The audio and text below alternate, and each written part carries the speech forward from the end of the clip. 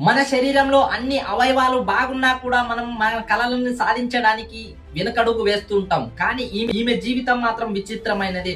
ఆమె ఎవరో కాదు, సుధా చంద్రన్. కేరళ రాష్ట్రంలోని ఒక బ్రాహ్మణ కుటుంబంలో జన్మించారు. ఆ తర్వాత వారి కుటుంబం ముంబైకి వెళ్ళవలసి వచ్చింది.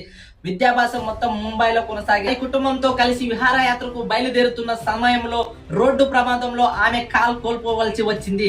అయితే డాక్టర్ దగ్గరికి వెళ్తే ఆమె కాల్ తీసేస్తేనే బతుకుతుందని చెప్పడంతో అయితే చివరిగా ఆమె కాలును తీసేయాల్సి వచ్చింది. అయితే జైపూర్ కు చెందిన కృత్రిమ కాలును ధరించి ఎలాగైనా తన కలను సాకారం చేసుకోవాలని ఆత్మవిశ్వాసంతో 2 సంవత్సరాలు ప్రాక్టీస్ చేసింది. భారతదేశం మొత్తం కాకుండా వివిధ దేశాల్లో భరతనాట్యాన్ని ప్రదర్శించింది. అయితే అదొక్కటే కాకుండా ఆమె జీవితంలో జరిగిన సంఘటనను మయూరి సినిమాతో ఆ సినిమాలో ఆమెను నటించి ఎంతో మందిని అబ్బురపరిచింది. అంతేకాకుండా అనేక టెలివిజన్ కార్యక్రమాల్లో నటించి అనేక సినిమాల్లో నటించి ఎంతో మందికి ఆదర్శంగా నిలిచింది.